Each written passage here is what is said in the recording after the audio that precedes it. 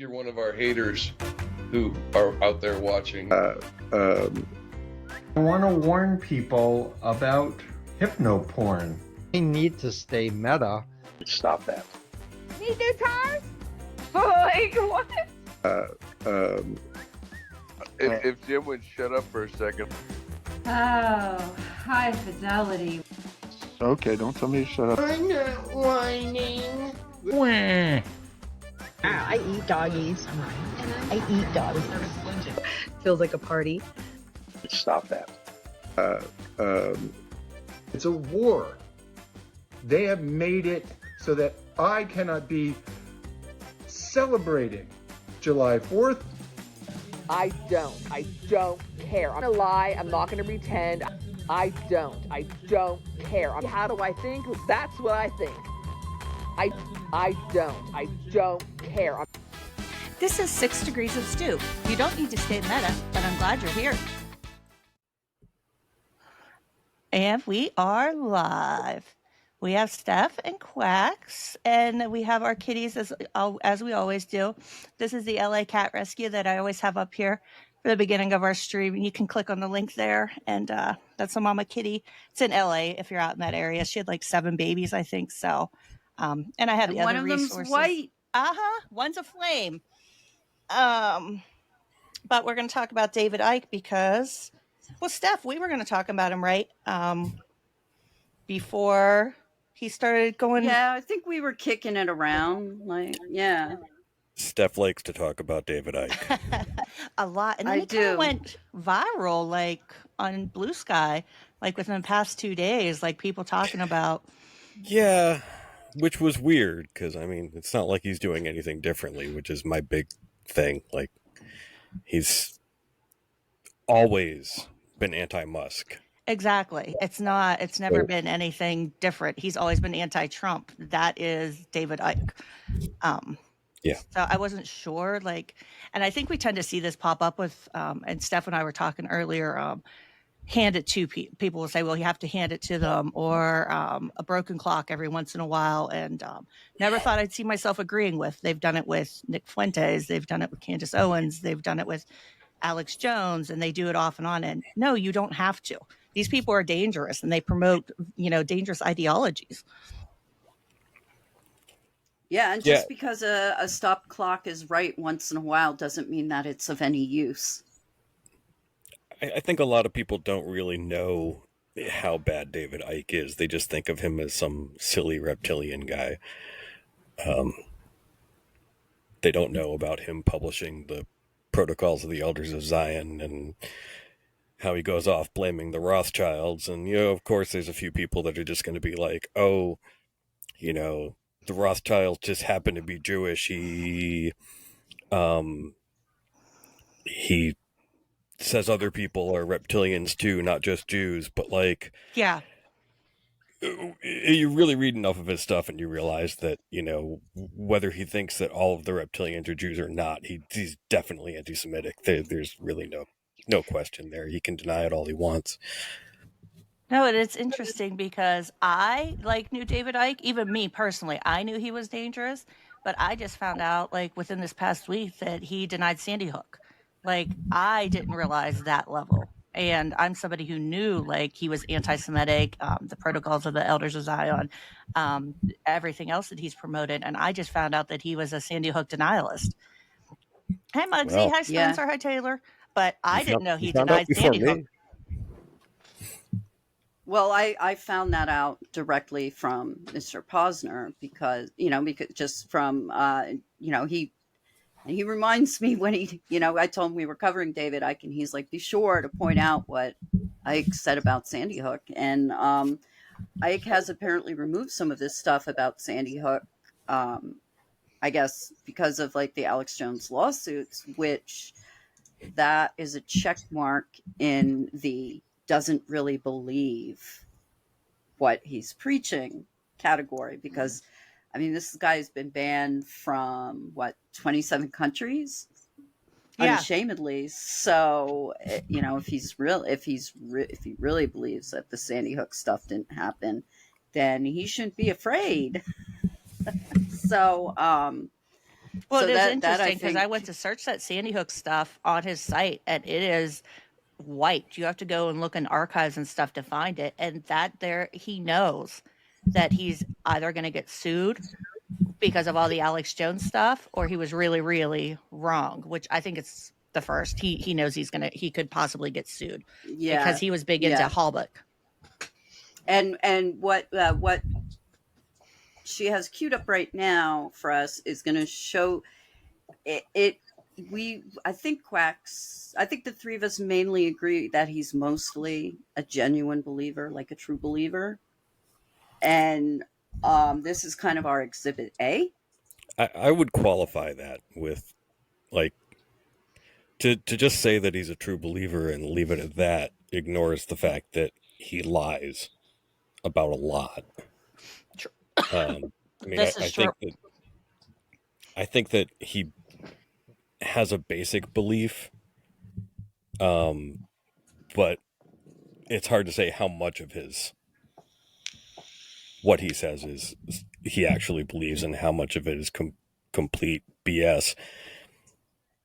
But anyway, that's what Steph and I were wrestling with, and we've been just comparatively speaking, because Carrie Cassidy's been in this for so long, how much she really believes and how much of it is lying for the profit and for selling things, and their books, their sites, all the things that they put out there. Like, where's that balance? Because at some point they know they're lying about stuff, and they'll catch themselves in different words, or will catch them, when they're propagating this stuff. So it's like, where is that line and of belief and non-belief and lying for the profit, for the grift, for the money?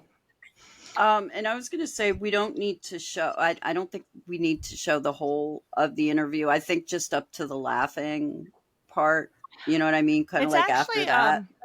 It's pretty interesting. Like, Okay. he does this interview, and then he actually comes back. He has him back on like 15 years later.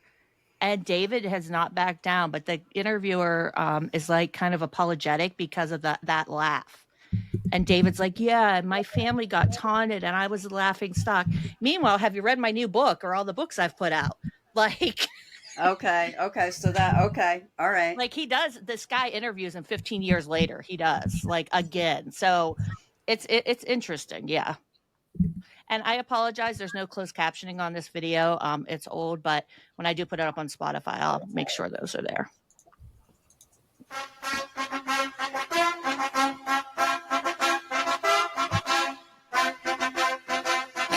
That beginning.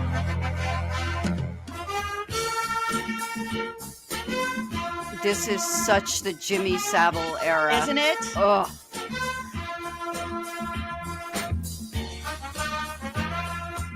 I left that beginning part in because it's so great. I mean, how can you not?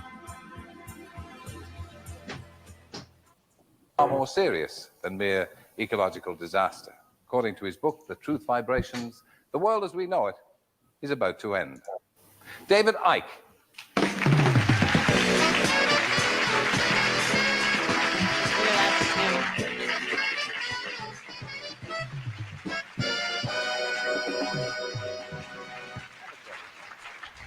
Did he just pick up something to eat too? So you're all in the turquoise, which of course is the color. Hold on, sir. Yeah, that's a good start. Fill your mouth full of sweets. He picked up a sweet before he started talking. The world is not necessarily going to end, but the Earth is going to go through a series of geological changes that are necessary to make sure it doesn't end. That's the point. Yeah. Did I see you say that turquoise is the color? What's turquoise going to do? Well, there is an energy that comes from a being called the Godhead, which is, I mean, we talk about God. The Godhead is not a guy with a beard sitting on a cloud. It is a massive spirit, the basis of all creation. And coming out from this Godhead, round all creation, through all the stars, through all the planets and everything else, is the life force known as the light. I mean, the Bible refers to the light. And within this light are various other energies which have certain gifts. And these other energies have a frequency that is the same as all the colors. No, Minerva Taylor. And turquoise actually is the same frequency as an energy called love and wisdom. Therefore, when you wear that color, you attract it. When you wear black, you attract a color that is the opposite to love and all the things we wish to bring to the earth. But and it attracts another kind of energy, which is very. But this is very hard. This is very hard on priests and nuns, isn't it? Well.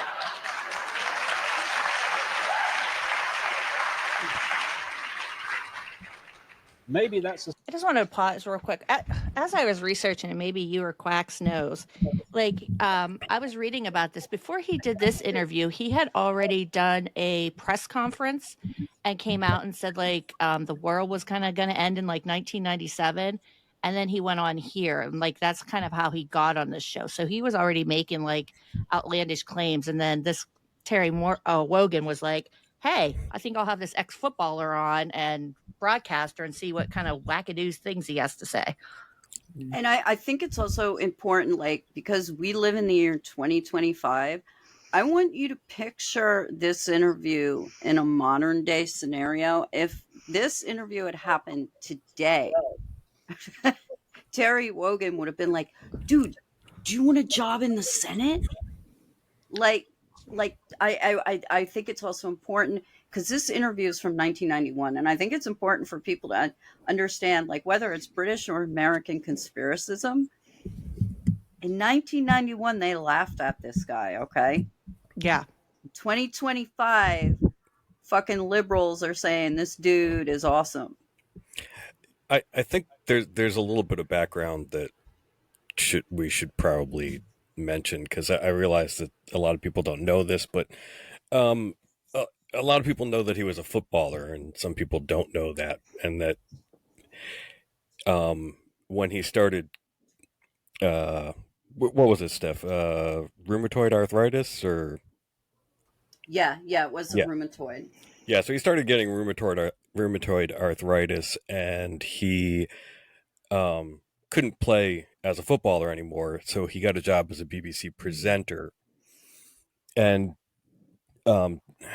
through trying to deal with the rheumatoid arthritis, he got into alternative healing and the whole natural thing, and then he got involved with the Green Party. So he was a spokesman for the Green Party, which is how he became like really a household name, because people would either know him from sports or from politics. And it was that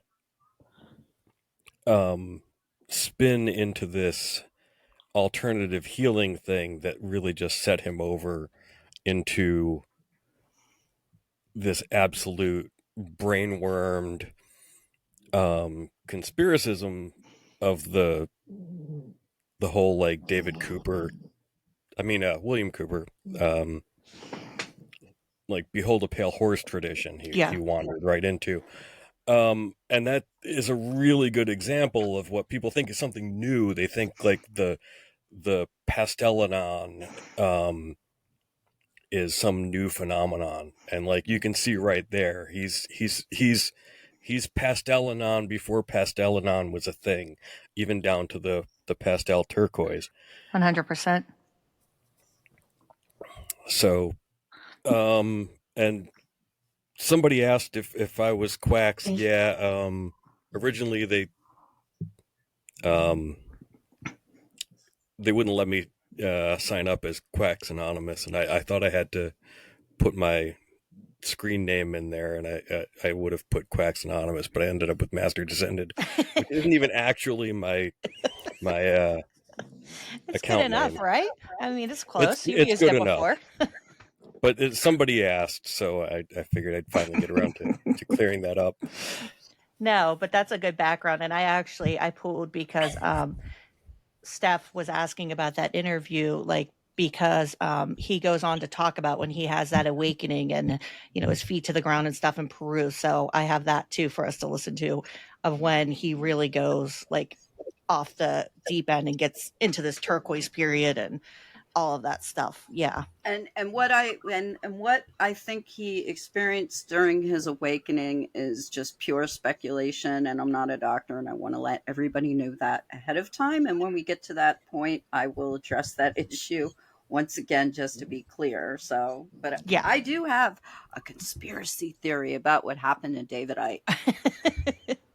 It's a sign that maybe all the truth is not in the hands of the traditional church. You that can has been see built the over RA in his all these hands thousands of already. years. Well, now, let me get this I story mean, he right. had it The at press 21. I think he retired. claim that you claim to be the Son of God. Mm-hmm. His fingers true? look like twigs. Yes, you see, the thing is that you see, it's quite Very funny, sad. really. You know, This would be a 2,000 years time ago, to use the word had a gnarly. guy called Jesus. What's that, Steph? This would be a good time to use the word gnarly. This is a time to use gnarly right here, not for the way Heidi was last night. But yeah, his hands are so gnarled and they get worse. Like I was watching more recent stuff and his hands are just, it's really bad. Yeah. Is that better, Muggs? Muggsy said she was a little quiet. Steph was. Is that better? Here and said these same things, you would still be laughing. It's really funny that we've not really moved on that much. There have been many missions, if you like, over the last 12,000 years to try to free the earth from control by a force that is working against the Godhead. The Godhead is the basis of all love and wisdom and all the rest of it in the whole of creation. But there is another being, the Bible refers to it as Satan, the real name is Lucifer, who is trying to take over creation. And because of the very important part this particular planet plays in the whole, actually destroying this planet would be a major step forward in that direction.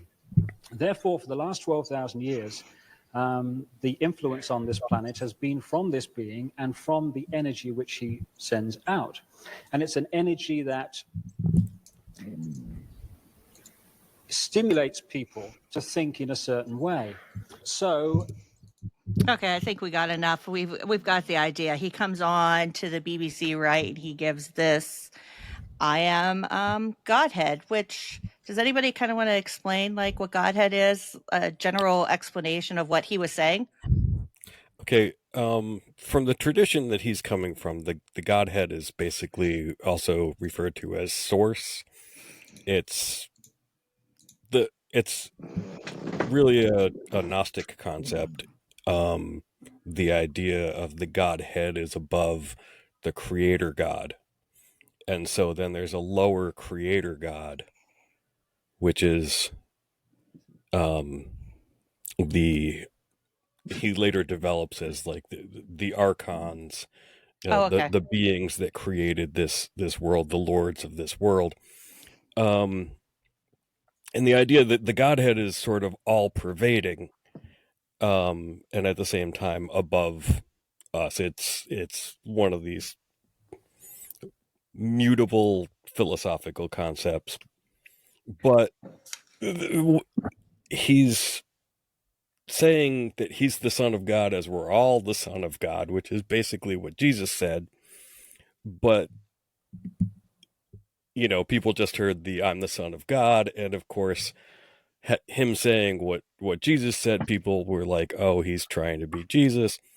Yeah. And because everyone knew who he was, and he pretty much made a fool out of himself, and they made a fool out of him on the show, people would just openly laugh at him on the streets anytime he went out. So this was kind of his like supervillain origin story. It really is, because the press got pretty vile as I was reading, like back then, like they were like stalking his children, his wife, which generally the press back then in the UK, as I was reading, kind of left children alone. But with him, like I guess the children like were no holds barred. Like they even went after them, like any picture they could get. Like they were really pretty nasty, I guess. Yeah, because you know he was an object of ridicule, and that set him off on this idea of like, I really don't care what anyone says about me. You know, I can put forth the absolute craziest theories, and you know, whatever, you believe me or you don't.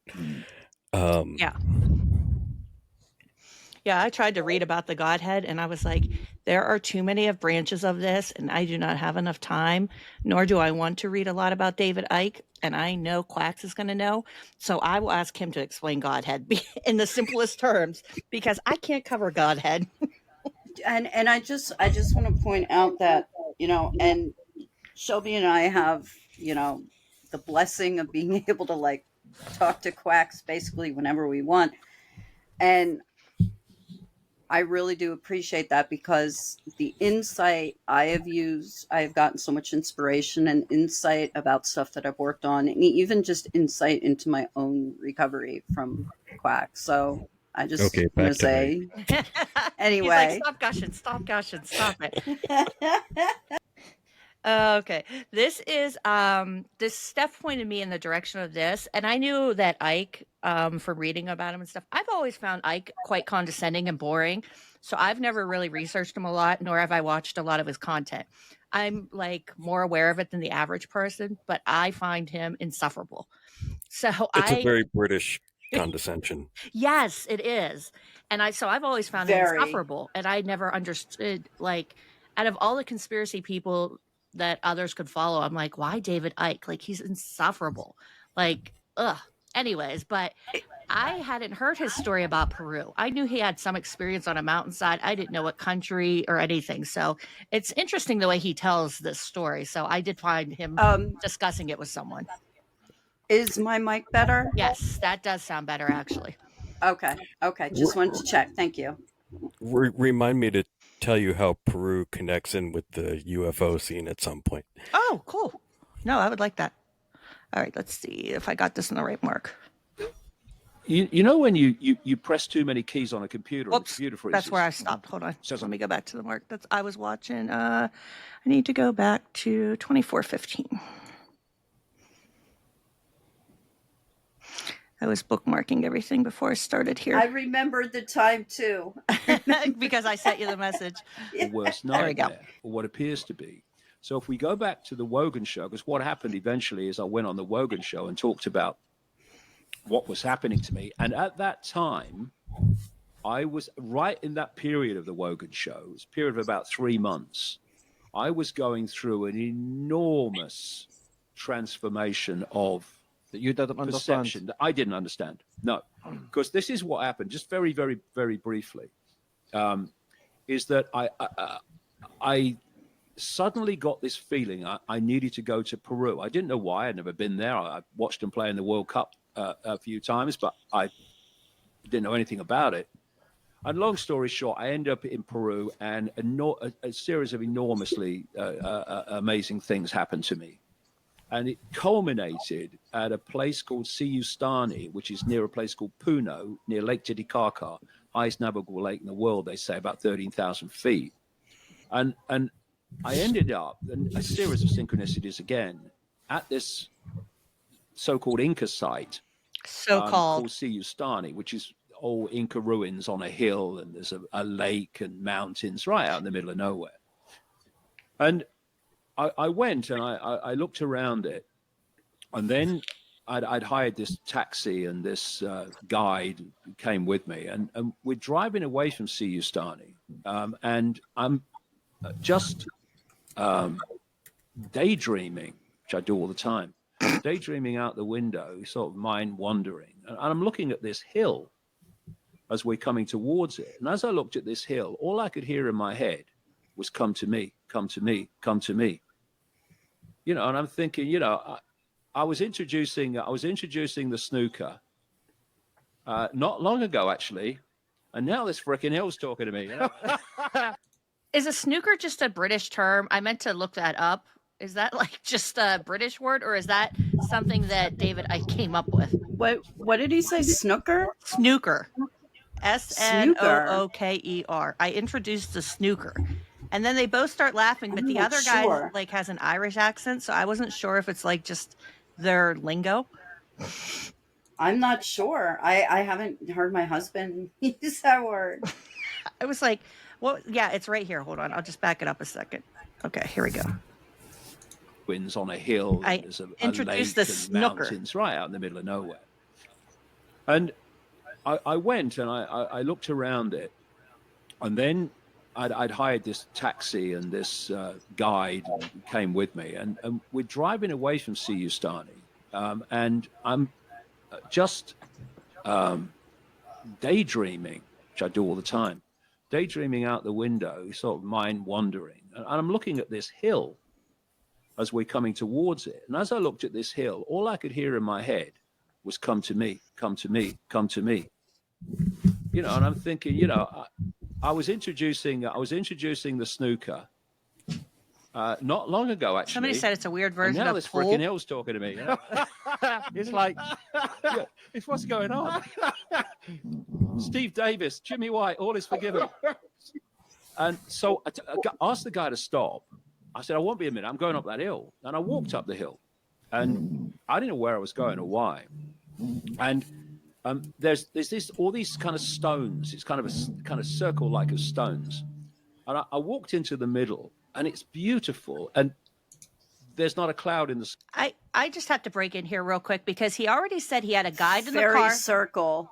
Fairy circle. Yeah, well, yeah, fairy circles. But he had a guide in the car with him. Therefore, he knows where he's going and where he's driving around. There's all of these ancient sites around. You know, he's in Peru. And he already named the site, and he said it was so-called Inca site. Like him just being like, oh, and I was just driving, and a voice was calling to me, and I went up on this hill, and there were all these... David. Sky. It's a pure blue Peruvian sky, piercing sun, red nose to prove it.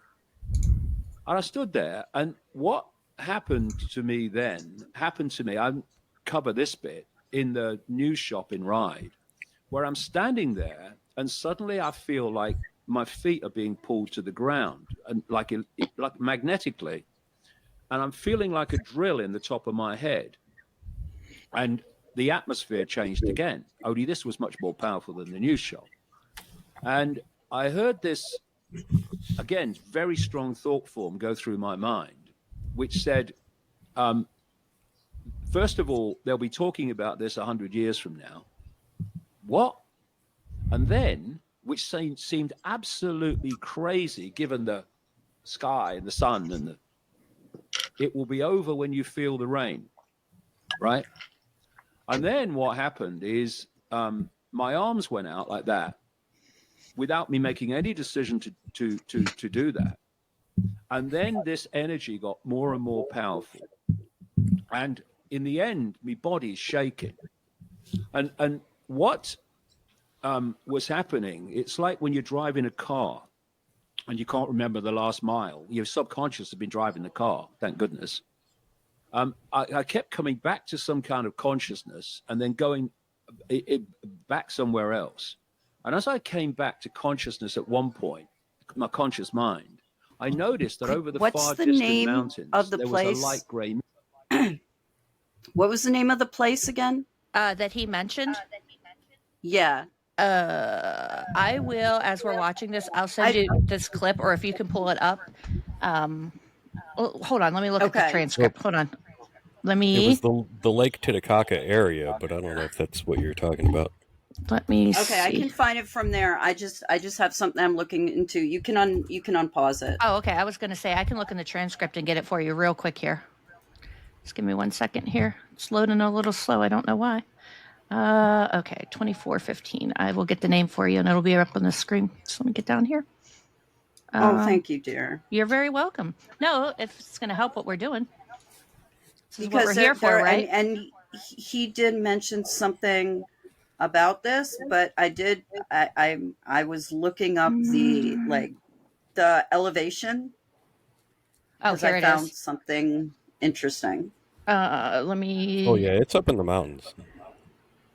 Let me zoom in here so you can see what it's the wording, so I don't say it wrong or butcher it. Okay. Okay, here we go. Hold on. I apologize about doing this to everybody. Nope. Oh gosh, I went too far now. Slow down, Shelby. Jeez. Trigger happy here. Okay. There you go. Okay. Can you see that? Siustani.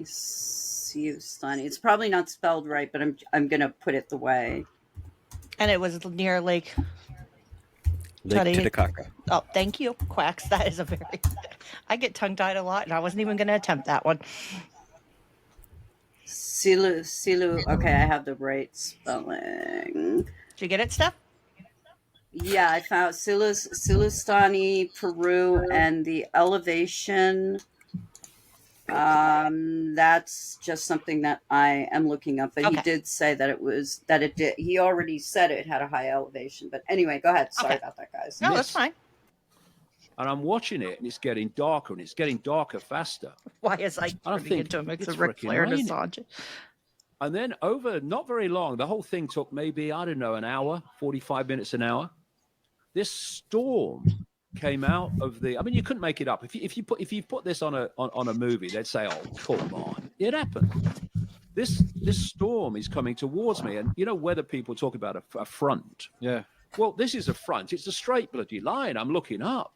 It's literally out of some crazy movie, and it's stair rod rain. It's not just raining; it's stair rod rain, and it's coming towards me. And I'm standing there, and I'm seeing this wall of water coming towards me. It's like something out of bloody Moses, freaking Red Sea, and by this time, my body's shaking like crazy with this energy coming through me. And then the water hit me. I mean, I'm immediately drenched because it's stair rod rain. And bang, the energy stopped. Stair rod or steroid, like Rick? Because my legs were gone. And there's energy pouring out my feet and pouring out my hands. And it's still pouring out of my feet. I couldn't sleep that night because of it. And something changed. People could imagine you lived your life in a bubble, literally a bubble of information, a bubble of perception, and someone's come along without any warning and popped the bloody thing. And suddenly everything that was outside the bubble was pouring in. So my mind is absolutely awash with information, concepts, insights. What the hell's going on? That, you know, it was just a chaotic mass of information and thought and everything.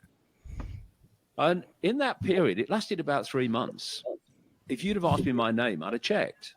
And that it was in that period, in my turquoise shell suit, that I went on to the Wogan show, and everything that happened, and after about 3 months, after all the ridicule and all the newspapers and all that stuff, basically, you know when you press too many keys on a computer and the computer freezes, says I can't process this.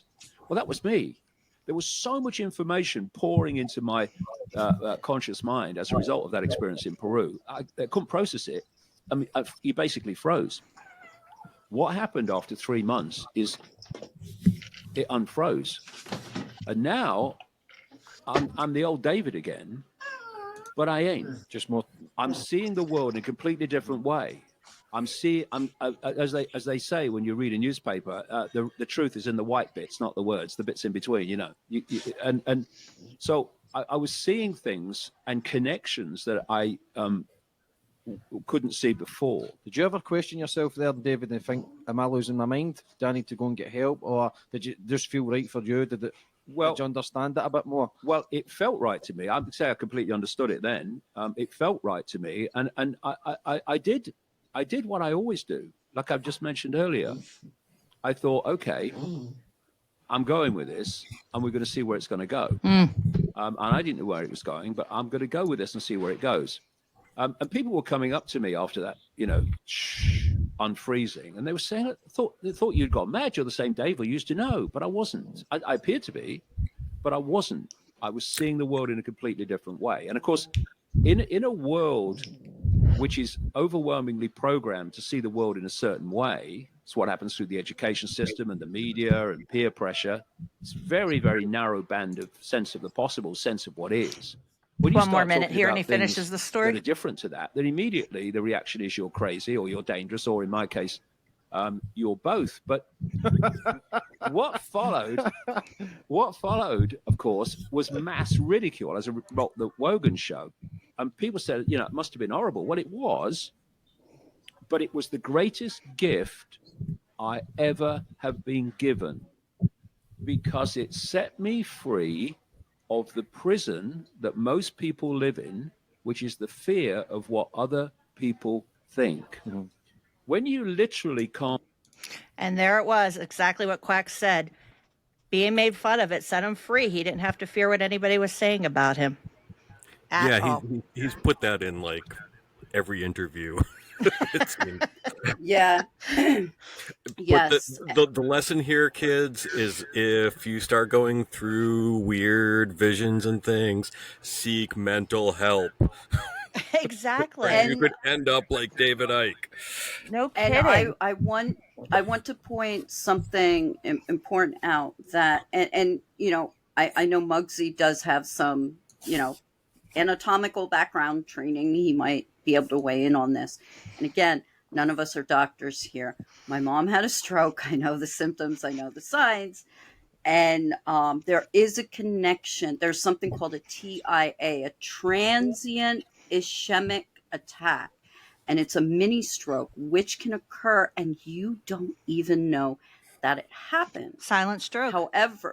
However, there is a connection between strokes, epilepsy, and mystical experiences. There's also ayahuasca. Right. But one of the reasons I included the altitude of this place that he was at is because research should suggest that significant changes in atmospheric pressure, particularly rapid drops, can be associated with an increased risk of experiencing a mini stroke. Okay. Before we move on, the importance of Peru, like a lot of people don't realize that David Icke really is within a post-New Age, post-Theosophical New Age alien tradition. Like, he didn't just pick up the idea of reptilians from V. He pulled it from the flying saucer cults. And the guy that really formed the flying saucer cults as a thing which went forward in history, and Dorothy Martin, the lady who prophesied that the aliens were going to come down and take them away in like 1954 or whenever. Okay. They went down to Peru because that was where the Lemurians had a surviving monastery according to the Theosophical tradition. So they went down there to find that right around the Lake Titicaca area. So it's exactly where he went, was where they were supposed to be making contact with the Lemurians. Well, so David Icke probably was reading and taking in a lot of these materials. I'm assuming because he was seeking a treatment. He was into that new age stuff, trying to find a cure for his rheumatoid arthritis or treatment or whatever. So he was probably reading a lot of this material and taking it in and then kind of absorbed it into his own beliefs. What most of them do. He went down the new age conspiracy pipeline. Yes. Which is, and he's kind of just, he did what QAnon did, which QAnon took David Icke's stuff. David Icke took other people's stuff. They just take what parts they like and kind of repackage it. Yep. And I think it's important. Oh, I'm sorry. Go ahead. No, I was going to say, I was reading Quack's. You were the first source that I was looking for whenever David Icke, I went on your Patreon and I was reading your David Icke thing. And on the tags, it was this led to this. And oh no, with this, with adrenochrome and then this and then UFOs. Like it just all keeps going back because they take pieces from other groups that originally started it. And like he took some of the Springmeyer stuff. He kind of ran with some of the Fritz Springmeyer stuff, and then connected with the Fritz Springmeyer stuff was the Kathy O'Brien and Arizona Wilder stuff, the Project Monarch stuff, which is supposed to be a continuation of MK Ultra. And if you read these descriptions of Project Monarch from the 90s, you're like, holy shit, this is QAnon. Mm-hmm. Yeah, the whole like new age side of QAnon really came right out of the David Icke tradition. It's like I said on Twitter, I think yesterday, if I had $1 for every QAnon person that I read saying that David Icke started them on their journey, but they moved past him when they realized that he didn't quite have everything right, meaning that he didn't believe in Trump as the savior. He lost a huge amount of his audience because of that. Yeah, to QAnon, which he later picked up another set of following at the pretty much right after he was losing, or as he was losing a lot of followers to QAnon, with the whole anti-vax movement when COVID hit. He was really big in speaking at anti-vax rallies, and he really toned down the whole reptilian thing for that time to try and like move into that scene. It's like that meme that I posted, if you're going to red pill someone for the first time, never go full reptilian. That's true. How did he, because again, I said, like, I'm probably more aware of David Icke than other people, but I find him insufferable. How did he respond to the QAnon movement? Oh, well, he hated it because the idea of Trump as as anything just went against everything. Yeah. He's part of the Illuminati tradition, which of course, is where Springmeier particularly comes in, and all that stuff melds together with the MJ-12 and the alien, alien-based conspiracism. I kind of forgot where I was going here. I was asking how David Icke thought about QAnon. I was just curious because he really and that's where but David Icke has built such a brand and his own following and things that he can go off of. It's just interesting that he hasn't bent the knee to a major point of the Illuminati conspiracism is that you can't even be nominated to a major party if you're not part of the cabal. And he had already labeled Trump as part of the cabal well before QAnon.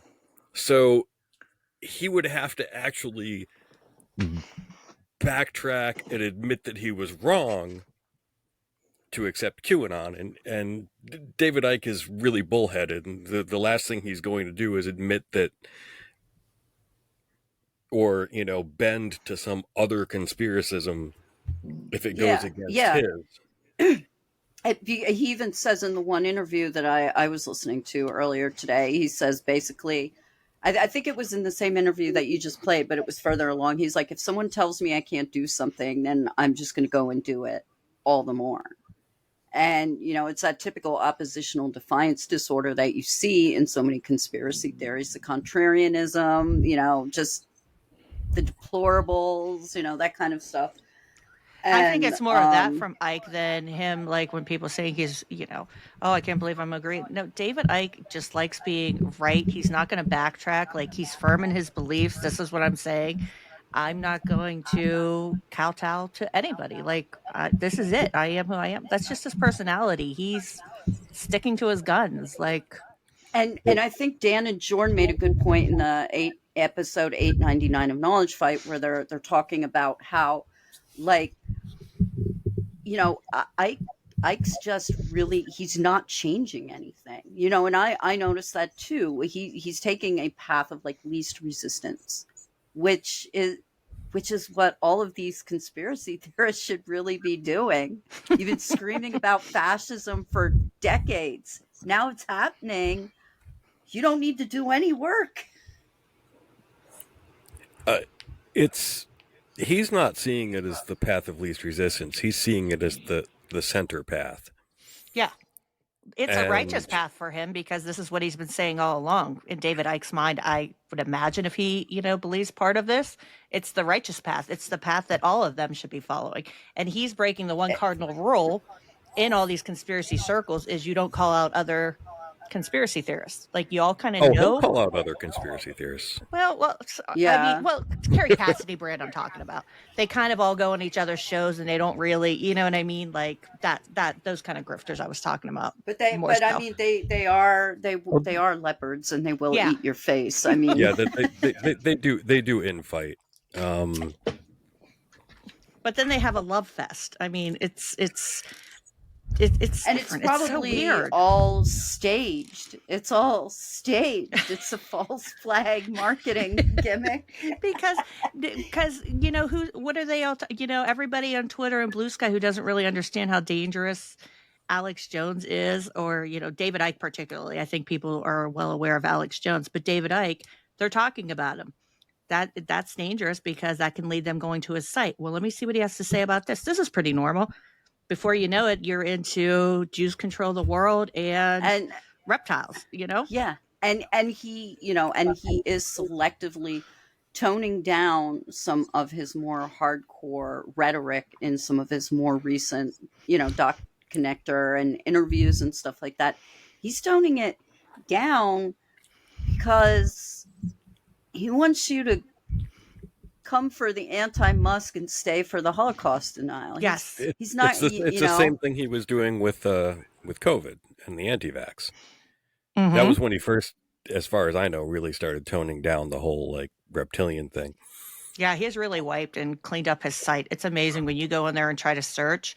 He's toned down so many topics. If you try to search, like I said, you have to go to Internet Archives or the archive, different websites that are out there that have archived his works, because he has whoever's running his site now and taking care of it, his webmaster, is just wiping and trying to clean up that mess. So the new people he's trying to pill won't see that at first until they get in deeper. And so shout out to Lenny for sharing those links with us. And no, we're not going to share those with others, but we did have a look at them, and thank you for sharing them with us. Yes. It's gross. Okay. This is, I always say his name wrong. Let me look down so I don't pronounce it like the porn actor. John Ronson did a special about David Icke. And this particular clip is, it has the famous quote from Alex Jones saying that David Icke is the turd in the punch bowl. But this particularly goes on to talk about David Icke and the lizards, and it has an interesting kind of clip. It's not very long, a couple minutes long. Icke got the last laugh in that argument. Right? Uh-huh. Yep, because Alex Jones ends up... Interdimensional vampires! And if I remember correctly, if this is the same documentary that I watched with my husband a few years ago, one of the this was about like Icke speaking in Canada, I think. Yes, it is. And there was an argument, like the place he was going to speak at, they kind of put it on hold because they were trying to figure out, when he says reptilians, is that a code word for Jews? And this group, it's the ADL debate, and they came to the conclusion, no, he really does believe these are actual reptiles. Yeah, and then it's like, then they actually later on, that's when they look further into David, and you read about him putting the protocols of the Elders of Zion into, what book of it is his? I took a screenshot so that I could put it. It's in two of them. It's in first Truth? It's in Robots Rebellion, and then it's in The Truth Will Set You Free. Yeah, and so that I could pull that quote for us to read, because he very specifically mentions it, but he calls it the Illuminati protocols. He tries to brush it up a little. He goes through, Nesta Webster started that. She said that the Protocols of the Elders of Zion was really an Illuminati document, and we just happened to get a Jewish version of an Illuminati document because... How very Bill Cooper of all of them. Well, Bill Cooper did the exact same thing. But they all got it from Nesta Webster in the 30s. But her thing, she originally thought that, the Illuminati had taken over Germany. Oh, my gosh. If you think about it, in the 1930s, Germany was the big enemy of Britain. So she thought that the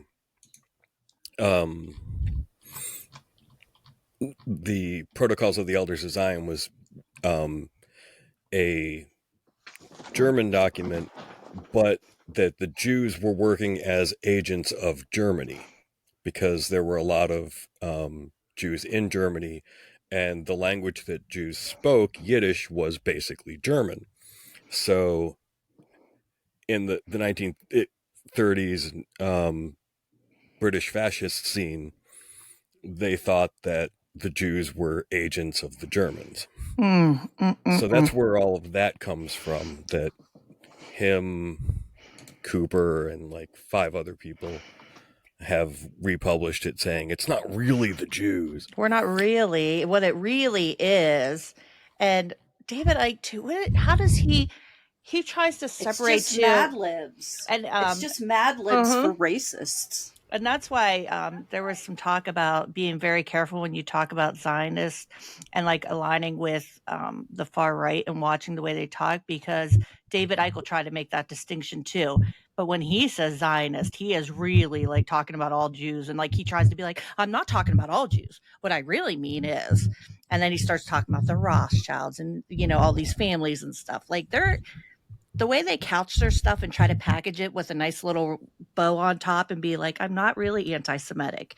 They're and Icke, very clever. Icke is really increasing his anti-Israel rhetoric in relation to Palestine, because he knows that's another way to suck in being pro-Palestinian, left-leaning people. I've seen that all over his page. Yep. It's very tricky. To be that needs very ladder. beneficial to holding mammal codes open. Blood. Al Gore needs blood to drink. So does Prince Philip. I mean, it's asinine, and it's being picked up by people, and so it discredits all of the reality people. Look at that young about. Alex and Jones. That's the problem with David Icke. He's got a good line to a point, and then he discredits it all. It's like a turd in the punch bowl. That's his job. He's got this nice big thing. You know, this I got to back it up. Where do I got to start? I did it again. That was from me watching it. I got to go back to 10:14. Hey, Alex's hand looks like it was shape-shifting there. Is he part lizard? Oh, there we go. Now we're at the right part. The conspiracy theory world is highly competitive. And ever since David burst onto the scene with his extraordinary new theory about the genetic origins of the shadowy elite, his fellow conspiracy investigators have been scandalized. Now is the time, not tomorrow, not next week, not next year. We're engaging an info war. Everywhere I've been, meeting people who are trying to uncover the great conspiracy, the subject of David Icke always seems to come up. His kayfabe was off. What's David Icke doing on TV? We have a lot of different producers. You just get tired of the real meat and potatoes, the real issues. So he's gone for all the ridiculous Hollywood stuff of David Icke and the blood-drinking lizard people. So what does David Icke do? He talks about the Federal Reserve, the Bank of England, these global elitists, these power structures, all real, all true, all demonstrated by bills and executive orders and prime ministers and premiers and presidents.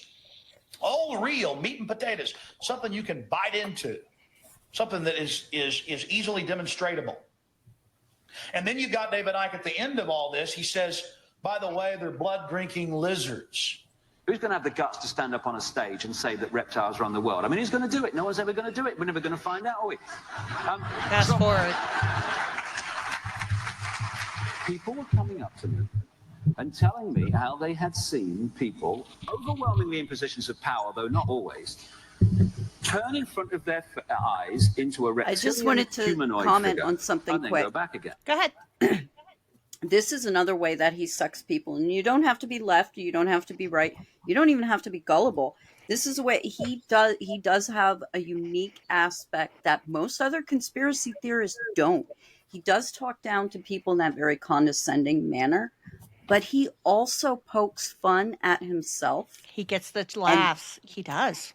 That is very important. And you know what, and that was one of the reasons why in the Terry Wogan interview, Terry Wogan has to clarify they're laughing at you, not with you, because he did elicit a few like genuine chuckles from the audience in that interview. And David Icke's ability to make fun of himself is very dangerous. And it's more dangerous when Wogan has him back on, because the audience starts clapping at some of the stuff that David Icke's saying, because he makes what people are saying on Blue Sky right now, like, oh, I can't believe I'm agreeing with him and stuff, because he makes some salient points on what's going on, with the war in Iraq and George Bush and these different things. And do you want, the government and this and that? And the audience starts clapping along with him and cheering, in the audience. And it's a very different interview from what happened 15 years previous. So David Icke is already... And there might, and there are a lot of posts on Blue Sky, and Quacks did like compile a bunch of them for us. And, there is some concern as to whether these are just sarcastic and just done to be funny. But the problem is, the three of us took a look at them, and we didn't see where they were being sarcastic. And there's also an element of, if we don't see the sarcasm in them, and where, you just heard Quacks, the amount of knowledge he can rattle off the top of his head. Okay. If the three of us don't see the sarcasm in these posts, then others aren't going to either. I mean, honestly, the problem with straight text is that, sarcasm doesn't translate. And I do believe that most of the people were being sarcastic. But when you've got a whole bunch of people saying the same sarcastic thing, there are people that are not going to get the sarcasm. And the point is, everyone going on talking about how David Icke is right is just not a great idea. No, Mike Rothschild spoke out against it too. And if you're saying David Icke is right, then you are admitting that someone that I personally know, that their son never existed. When I first started commenting about people talking about David Icke, I hadn't actually even seen most of the primary tweets, because a whole bunch of people went into my DMs going, "Oh my God, the people are talking about David Icke." Well, and I didn't even know that. Yeah. I had the idea to look at it right around the time that this was happening, and I didn't even know that. Well, no, Steph, I put out that we were doing this. You sent me the message days before this blew up that we were going to do Alex Jones versus David Icke. That was the original kind of thing, because they had been feuding, and we just wanted to examine how both of them are reacting to each other, and their bad histories and things like that. Steph and I kind of just go in different directions. We never know where this is going to end up. And then this just so happened to have blown up all over social media. And I was like, oh boy, this is really dangerous. But the problem with people posting and those things like that, it just takes a few people or one person seeing that and getting curious about David Icke and thinking it's no big deal. My second mother that I lost, it was a few posts she was curious about, and she's been gone since QAnon and Pizzagate came onto the scene. It only takes that one little moment before you're saying maybe he wasn't such a bad guy, and the concentration camps weren't, they were helping the Jewish people, really. It's a very delicate balance, and you shouldn't minimize these people. There's a name for this issue. It's the oxygen of amplification. I don't think I've ever heard that before. Thank you. I'll send you a link to there's a article that a lot of the researchers and journalists post every once in a while, talking about the concept. But basically, you don't want to give them oxygen, because the more even bad publicity is still publicity, and that's where you get into feeding them oxygen. The more people are out there saying, oh, David Icke was right, just the more attention he gets. Yeah. And the more attention he gets, the more people are going to get sucked in. Exactly. I've never heard that. I have never come across that article, and that needs to be put out a lot more. I've never come across that. I appreciate that link. No, I think that's very true, and that's where I've some of the tweets and I and blue sky things, I'm not going to call anybody out, but they were quite defensive of being called out about that and, saying, well, nobody's really, I'm not seeing people agree or saying he's right or being, and I read through quite a few of the threads and checking profiles and stuff. And there were a few people that were questionably on that teetering line that you could see by their postings, but I didn't have enough time to thorough. But yeah, you've got to be careful with what you post and how you post the information and what you're putting out there, Yeah. You really do. There's this big defense of blue anon conspiracism that this whole thing reminded me of is, oh, nobody's saying that. If they're saying that, they're joking, they're being sarcastic. There's nobody saying that. And it's like, well, you can actually go and check and you can find the people saying that. And whether or not they're serious or they're being sarcastic is, again, hard to tell. But, there's always this defense that comes out whenever somebody talks about blue conspiracism. A whole bunch of people go, oh, that's just sarcastic and you shouldn't call it blue anon because, QAnon people believe in lizard reptilians and blah, blah, blah, blah, blah. And it's like, well, hey, you are actually talking about a guy. Exactly. That, you're saying, oh, that the reptilian guy has good points. Like, so. There is a danger in that. There really is. Oh, sorry. Somebody sent me that document. Nicole, thank you. She sent me it, so I'll share it with everybody. That's why my phone was going off. Thank you, Nicole. You're the best. But it's and I like when we say blue anon, there's a reason for that, because when you amplify these things and you're using similar verbiage and theories and things like that, you're going to get called blue anon, because it's conspiratorial talking and thinking and amplifying. So yeah. And I just wanted to point out that if anyone, those of you who tuned in last night, when Heidi mentioned writing for the Byline Times, I don't know if you guys remember, a few days ago, one of the trending topics on my Blue Sky app on my phone was KGB Trump. And I was unable to confirm it with any legitimate news sources, but I did find an article about Trump being a KGB asset in the Byline Times. And Quacks saw that article too. So, oh gosh. So the stews might have gotten blue anon bullshit trending on Blue Sky. Thanks, guys. Well, congratulations. I don't think that the Byline Times is just them. I mean, just because she writes for them. Yeah, I know, but it just that's like, I have a hard time with the Daily Beast just because they had Jake LaHutte. But while I'm thinking about it, if we're talking about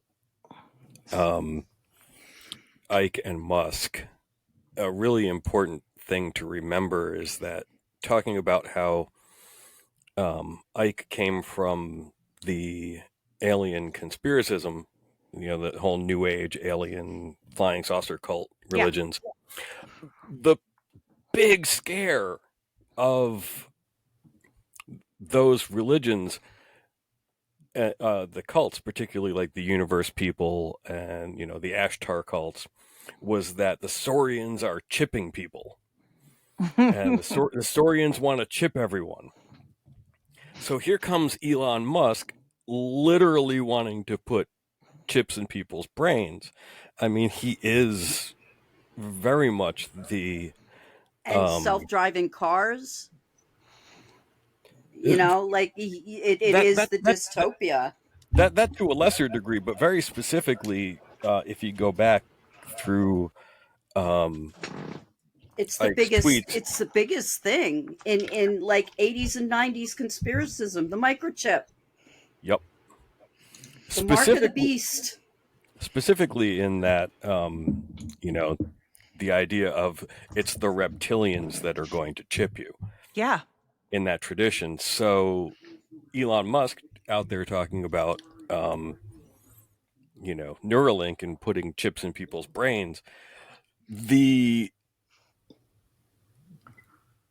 alien cultists that fawn over Musk, the amount of mental gymnastics that they have to do to explain away Neuralink is It has to be amazing, it is to do that. amazing. It's like Olympic level mental gymnastics, is I think. Well, because I was listening to, and I know, Alex is just whatever, but watching him do the mental gymnastics for Elon Musk and the chips in the brains, and there was a little bit of that in their most recent thing, him with David Icke, watching him try to do the gymnastics for that.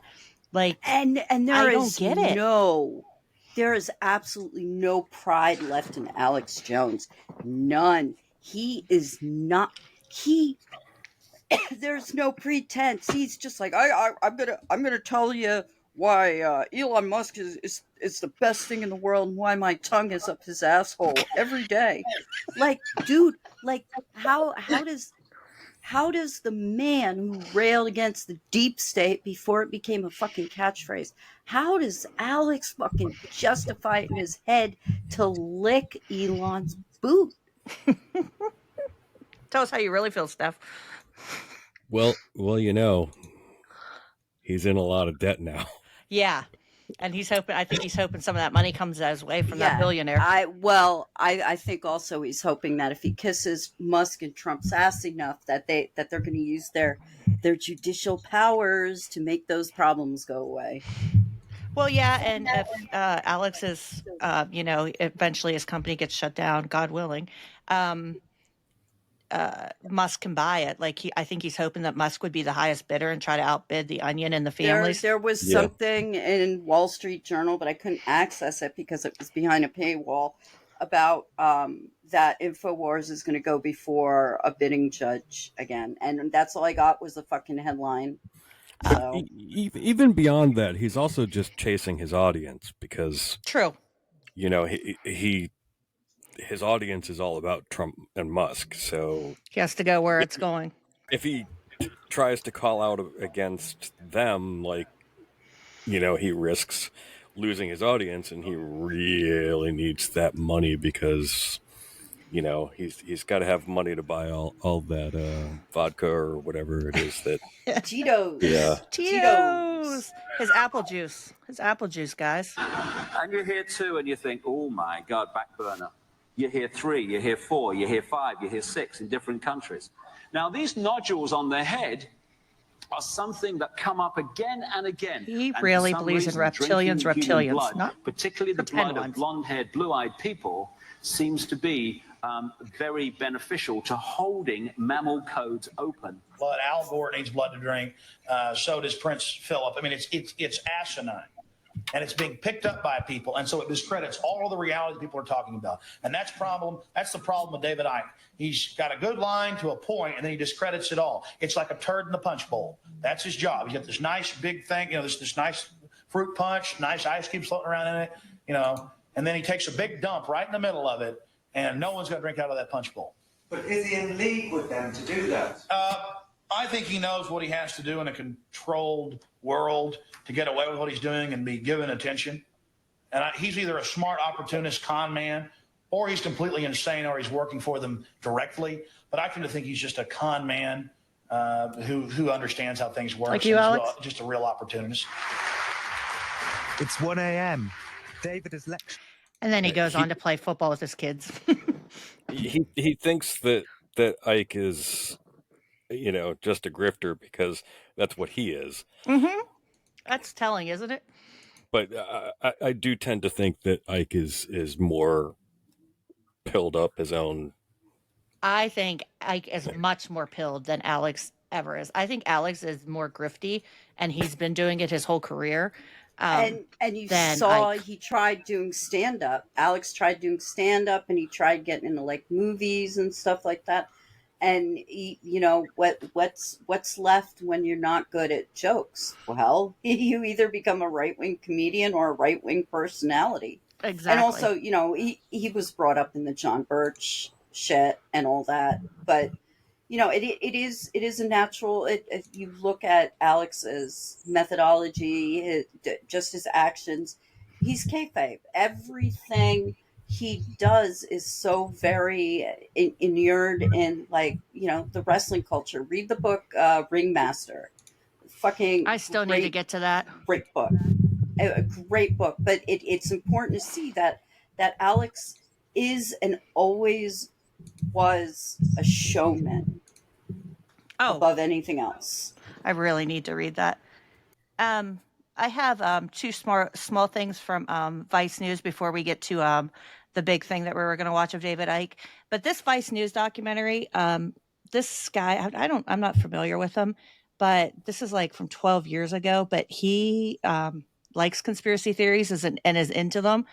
So I'm only playing one part where Icke kind of talks about aliens and his moon thing.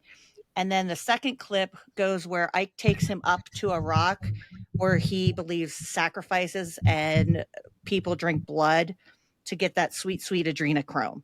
So he actually takes him to a place on the Isle of Wight where he lives. Okay, I was going to say it's either the Isle of Wight or the Isle of Man, because David Icke loves those two places. And he does. So I want people to see that he's not just this guy that is talking about anti-Trump and anti-Musk. Like, he has some out there beliefs that are not true.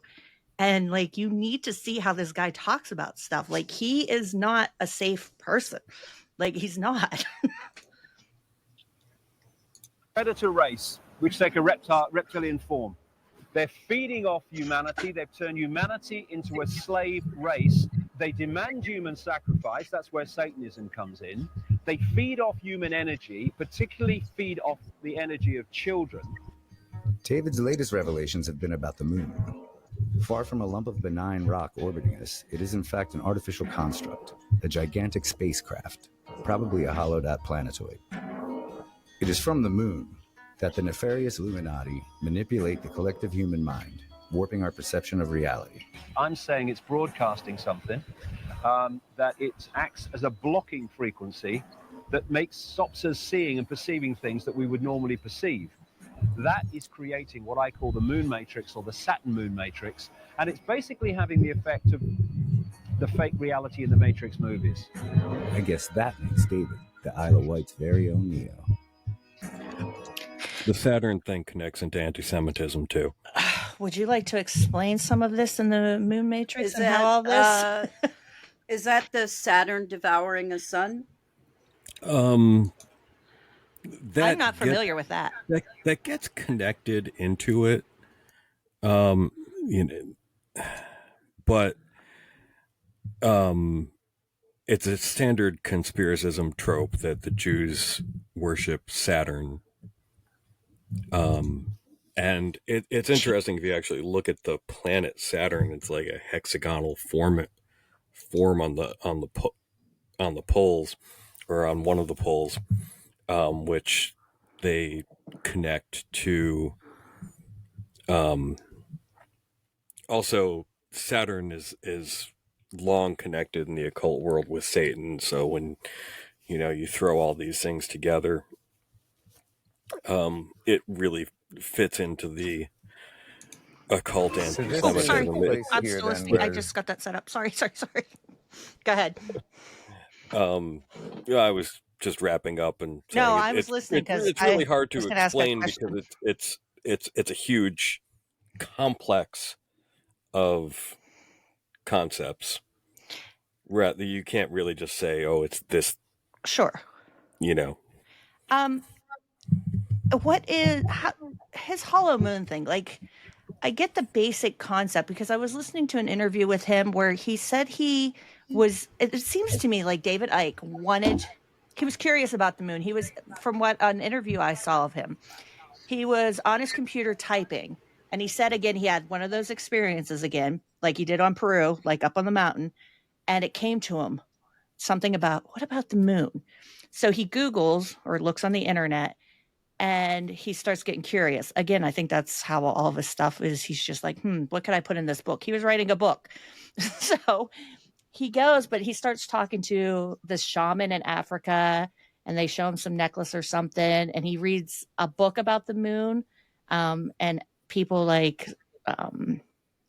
saying it sounded hollow inside. I forget the name of the book, and he kind of just develops this theory out of talking to this shaman in Africa about it being a hologram or something. It was all quite confusing to me. I know the name of the shaman. That would be Credo Mutwa. Is that the HIV denialist? Yeah, he was like a 300-pound, this rotund, jolly-looking motherfucker, and he was a huge AIDS denialist, and he was in a position of like people respected him and stuff, and a lot of people listened to him, and a lot of people died. And it's also interesting, I think it's something to keep in mind, that there was probably a reason why he was so obese. In Africa, AIDS victims traditionally waste away without treatment, the traditional view of what it is. And because of that, superstition did come to pass in Africa about thin versus fat, where fat people were automatically assumed as being healthy. And Credo Mutwa was like getting in all this shit right around that time. And right around the time when AIDS was really bad. And I just checked on David Icke's website today.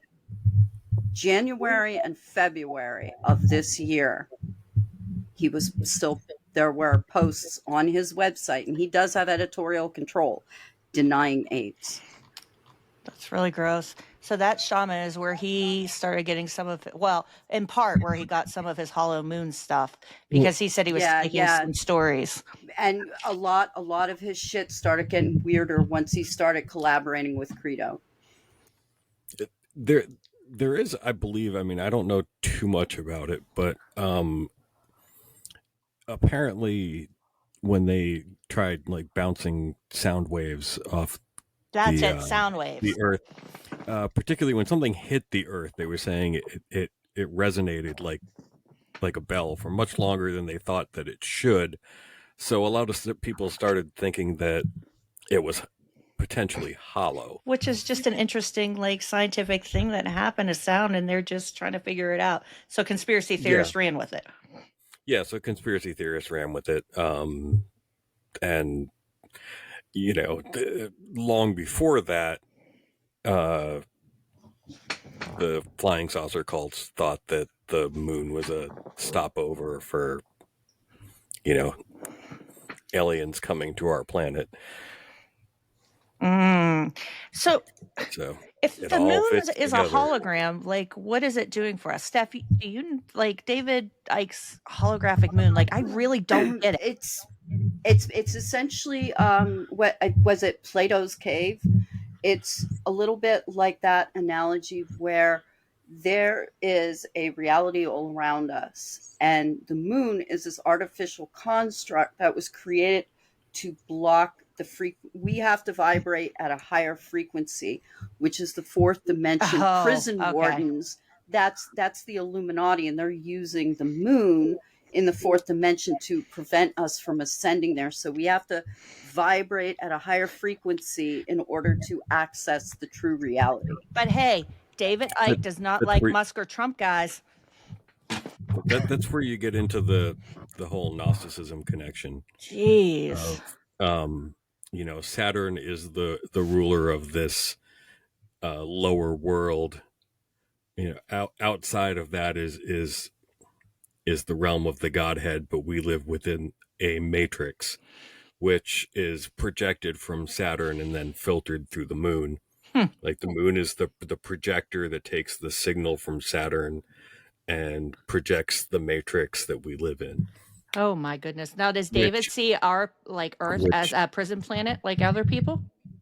Pretty much. I mean, the entire concept of Gnosticism is pretty much where the prison planet comes from. And you know, we know that he likes to think of movies as sort of disclosure pieces, or you might say documentaries, like, you know, V for Reptilians, and of course The Matrix is important to him. Eyes Wide Shut. Well, that too, but the Matrix specifically is important here in the idea of we are within this projected world created by alien intelligences, and that is, I mean, he got that from like Valdemar Valerian and other people in that whole like UFO MJ12 post-theosophical conspiracism. It's so fascinating. I'm telling you guys too. I'll put Quack's Patreon link up again. Like, I get lost in there and I treat it like I'm getting a new novel. I'll save it for a while and then I'll be like, okay, I'm going to read Quack's Patreon because I go to the links, the sourcing, and I it's like falling down a rabbit hole. Huh? And I just keep going and going and reading more. But you really do a lot of great work. But like, I wouldn't know half the shit I do if it weren't for. So tip of the hat to you. That's why, honestly, like Quacks being here, like this would have been dumb without you. me and Steph would have been like, hubba. It's like, I don't know if you just want me in the chat because I'll just be like, I'll just be like typing the whole time. This is much easier. No. Yes, he develops carpal tunnel overnight, like that one episode of Bob's Burgers where he's playing the video game. That would have been Quacks tomorrow. My hands hurt from Shelby and Steph. And then Quacks goes to an arcade place where there are a bunch of kids, and he goes, "I'm so high." All right, here goes. He is going to take him to a place. Now, you have to keep in mind, he lives here. So he is saying all of this. So like he lives here and this is all occurring where he lives, but he's not stopping it. Like, this is so fascinating to me. Well, he doesn't think he can. These rituals definitely go on at this place up here. Is this? It's called the Long Stone. In fact, there's two stones. One's on its side and one's standing up, and it's a beautiful walk this direction. Real quick content warning: if anybody is afraid or shy of the female form, there are going to be breasts shown. A scene from Eyes Wide Shut comes up. If you have shy, bashful eyes. Who is the guy that's with him? I know it's not Scott Pressler, and my mild facial blindness. They showed his name real quick. I'll back it up just a second since I gave that warning about. He looks familiar, but again, I tried looking him up, and I kept getting it was a guy that passed away, and he was in a band. That's his name right there, Kevin. M-O-R-P. It said he was from Philadelphia. The guy that I found, but I didn't have enough time to keep looking. He's my homie. But I'm not sure if it's the same guy. So, like, I was doing other stuff, like with David Icke, and I was like, okay, I'm not going down this rabbit hole to figure out who he is. It's called the Long Stone. In fact, there's two stones. One's on its side and one's standing up, and it's a beautiful walk this direction. Let's go. After you, cheers, mate. It opens out eventually, and you get a fantastic. Oh my God, I know that band. Do you really? When you look at the traits, this is so he is a singer from Philadelphia, like what I saw. Holy shit! He passed away. Wait, we got to see his face. Okay. Oh my God! Hold on, I'll back up again. I know this guy. I took him to an OTO meeting. If it's who I think it is. He is really into all this stuff. Like the beginning of this documentary, I'll send you both of them, Quacks. But like he is into all this stuff. Like he's dug it since like he was like I think he said a kid, like 10 or 11. And I know this guy. You know this guy. When you look at I took him to an OTO meeting. When you look at the traits of what we call the reptilian brain, reptilian genetics, which we all have, one of the I think he shows his face better when they get up to the stones. An obsession with ritual. So when you look at all the pomp and ceremony seen him in years. of the Since the 90s. Passed away if it's the person I found online. Like there was an article. He was beloved in Philadelphia. It seemed. And the guards and the horses and the colors. You're looking at ritual. But you say that the people that actually live on the island are part of this. There are people. There's a network on the island that are big time. The Isle of Wight's a beautiful place, and if you pick up the higher levels, the vibrational levels of it, it's a very pleasant place to be. But my goodness me, there is a network of Freemasons, Satanists, and pedophiles that run this island. And this is they run its police, the government, everything. We're almost here at the top. Oh, nearly. There it is. Oh, Hold on one long second. stem. I just wanted to look at the link Steph posted real quick. Yeah, that's the one that I found. Okay, so is that him, Steph? That's the link that I found. He was the singer from Dandelion. Okay, there we go. I was like, I don't know if this is the same guy or not, and I didn't have time to do like the face thing. I was like so into things, and I was like, oh my gosh, he passed away. He was in my social scene. Really? Back in the 90s. Yeah. Like I said, I took him to an OTO meeting. Oh my gosh, how weird is this that he like did this That's documentary really with weird. Ike? That's like blowing me away. And I can't say too much about it. Yeah, of course. Because like, Of course. Oh my gosh. Yeah, I will send you these. Somebody's eventually from going to Vice. figure out who I am through all this. There's part 1 and 2 of this that he does with Ike. And like he actually takes a very, very, very gentle tone with Ike and understanding. And he's like, he even says at one point in this, he's like, well, and you've been right about everything. So how does it feel? Like he's very much into Ike. They were what we called heroin rock. Yeah, because he is not critical of David Icke at all. These are not your hard-hitting. This is not one of your hard-hitting Vice documentaries. This is like, hey, I'm looking at David Icke and I'm into him piece. You know what I mean? Well, well, it seems to me like this guy probably was coming at it from that angle, but it's also he is. I watched it. He definitely is coming at Ike's cool. Because I was going to say, because it's also a technique that you could use as a journalist. Like, really, tell me more about, this guy, Nah. Okay. Nah. As somebody who used to hang out with him, no. Okay. No, I hung out with him when I was like deep in my like occult conspiracism.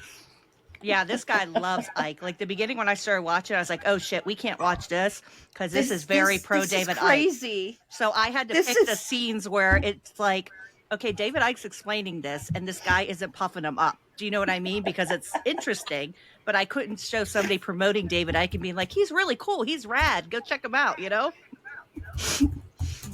Oh my gosh, how weird! Oh, wow. There's all sorts of connections there that I can't really talk about because.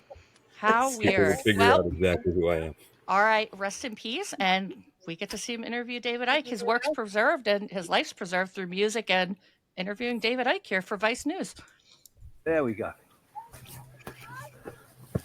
It's funny, you come on a day like this, and it's a nice day and there's families around, and you see these stones. You could see these on May the 1st, Halloween, that kind of, in these ritual periods of the year. And you'd be a totally different story. You would see something very different. So this is the center point of this energy that they're trying to tap into. What they would do, among many other things, you'd have them in their robes and hoods all around here, and you probably have, you would have the sacrifice on the slab here. The altar. This is their altar, yeah. And what they're doing, it's horrible, but let's get the truth out. What they're doing is manipulating the sacrifice. The sacrifice knows the sacrifice is coming, and who's going to help them? Look, right at midnight or something. No one. And what they then do is they sacrifice the victim, and they drink the blood immediately, which has this chemical substance in it, and they go crazy. I mean, I've talked to people who've been at these rituals, and how once the sacrifice happens and the blood runs, these people go crazy with blood.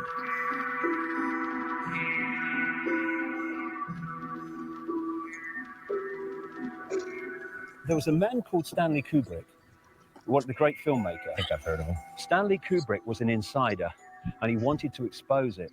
And his last movie was called Eyes Wide Shut. I've seen it.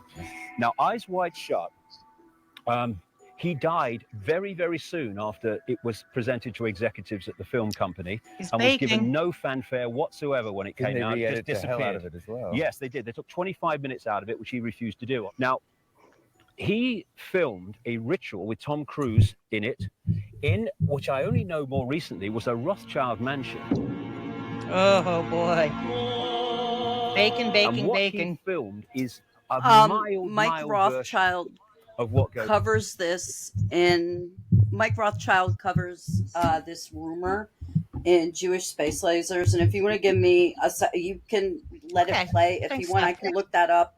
Okay. Perfect, because this only goes till 4:43 here, and then I cut this off. Because he knew.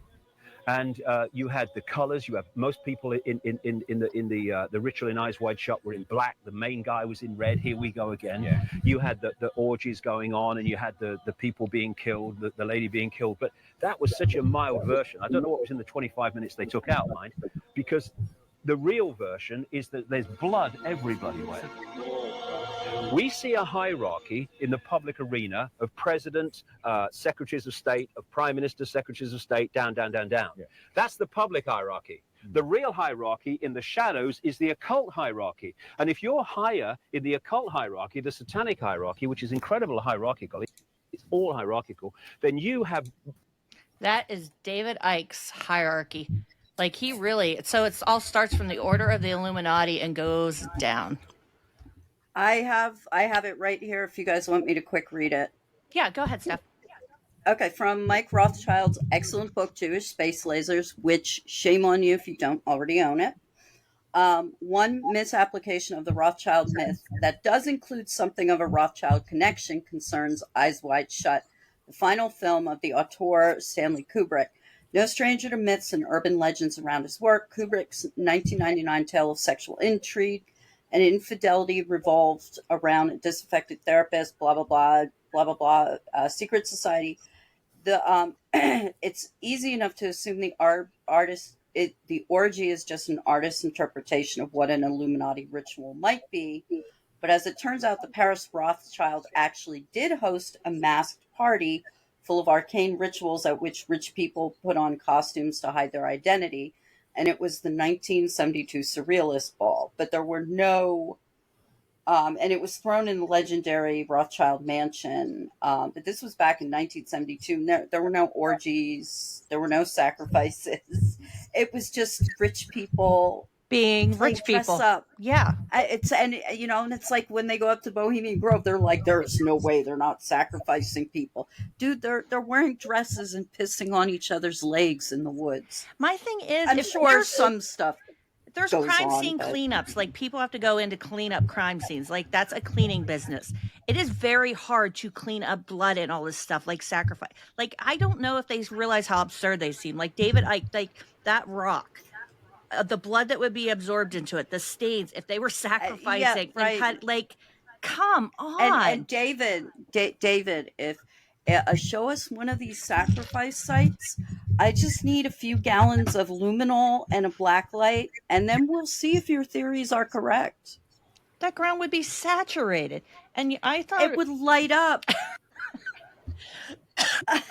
It was also like, seriously. He didn't use the word adrenochrome either. He said they drink the blood and they get a burst of energy. And I think he's talking about adrenochrome. Yeah, I know he is. I was like, he didn't say it. And this came out in, let me see the date of this. This Vice thing started in. Guess what? I got to look at the date. Hold on. Well, guess what? Oh, I just Googled, can I buy luminol in the UK? And it gave me an Amazon.co.uk link. So if David Icke thinks that these fucking sacrifices are really taking place, hey, David, you can buy luminol from Amazon. And then you can also buy a black light from Amazon. And you can look up online how you can use luminol to find blood that's been cleaned even after years. He's definitely not going to do that. So this was made in 2012. I'm curious, like, when he started using the word adrenochrome a lot, because I did read your article, Quacks. He didn't. He refers to it. I forget exactly, but he doesn't say adrenochrome. He says adrenaline. He says adrenaline, I think. But two interesting things to note: the order on that is not the order that we would normally think of, like the Christian identity thing, but that is the skull and bones. So that's the bushes right over there on the order. And the other thing to note is that guy that was interviewing him, I dated his guitarist's ex-girlfriend. Oh my gosh. I swear every time I talk to you or about something, there's some connection. I just did not expect it to be a Vice documentary. When you came on for the very first time talking to you, be like, hey, I think I know that guy. Man, I screwed his guitarist ex-girlfriend. I really did not think. Oh my gosh. I love you. I do. Oh gosh. Philly's a really big city, but like if you get into the South Street crowd, it's a really small crowd. I really did not expect it. That's too Especially great. when you get into the occult community back in the 90s. Okay, let me get this next video here. Yeah, I was looking at this and I was like, I had to look up. I was like, Trilateral Commission. I even forgot who they were, so I had to look that up. And I was they're like, classic. Club of Rome, and I was like, oh my gosh, he just has everything on here. Because the like, Trilateral Commission is like your none dare call it a conspiracy. but the Rockefellers, like a Rockefeller formed the Trilateral Commission. So why are, like, I guess this map is just the generalized one they made. Well, that's why they're over top of the Trilateral Commission. Oh, okay, that makes sense. Okay, all right. And then right, Through the like if we were to get like really super psycho crazy with these connections right there with where it says Federal Reserve right in the middle, you're going to have a little line shooting off about the Titanic. It's so insane. Okay, I have to pull up. Let me get my. I'm going to pull up. Quack sent me a link for the clip here that I'm going to pull up, and then we will get into the big one stuff here. Just let me get my list open here. Okay. Oh, here we go. And this is. I had to get past David's commercial. And I also wanted to bring up, you guys know that Steve Kirsch lunatic. This was maybe about 2 years ago. Steve, I'm not sure who plagiarized who, but Steve Kirsch posted the same article that David Icke did, and David Icke's article had a different byline than the one that Stephen Kirsch posted. Oh, really? But it was the exact same article. So like, I emailed David Icke and I was like, just so you know, Stephen Kirsch is stealing your work just because I wanted to start a fight. it might be the other way around, because like Icke publishes a lot of other people's stuff on his website. He does. So he could have wiped it. This is why the cult. What's the title of this again? Why the cult sold Twitter to Elon Musk. And I apologize, I forgot to look up who was interviewing David Icke. You have this agenda to censor everybody who's challenging the narrative. So we see this with Google owned YouTube, Facebook, all these companies. And we saw it with Twitter. Twitter was censoring people like crazy because Twitter was a cult company, just like Facebook is. Look at the background of Facebook and Google and see who was involved. People like... When he says Twitter was a cult company, he means the Illuminati, correct? Correct. His keep in mind, this is before they let him back on. Okay. It's when Musk took over, but before he let on either Icke or Alex Jones. And please keep in mind that David Icke does pay for his blue check mark. Yeah, but like I said in response to your comment on Twitter, I mean, I'm sure he makes more back from it than he puts into it. So it's not like he's giving Musk money. He's taking Musk's money. Well, and it was interesting because to get to where we could play content so I wouldn't get copyright strike, because you're allowed to like make commentary, you know, and do all this. Like you have to jump through hoops and different things for David Icke content because he's crafty. He's craftier than Alex. Like the way his website's set up, like he has a $1.99 for his content, and then he has a whole yearly thing, and he has merch, and he has all this other stuff. Like he's much more savvier, I think, than Alex Jones is, because people coming to his site are like, wait, what's that behind that $1.99? Where Alex Jones's stuff is just out there in the wild. Like it's on Twitter. It's Alex Jones's stuff is just a free for all, where David Icke is more savvy, and like he'll have stuff on Rumble that's public you could use, stuff on Twitter. And then his other sites paid, you know? Icke is selling content, yes, whereas Alex Jones is selling boner pills. Exactly. Exactly. He's much better at this game, I think.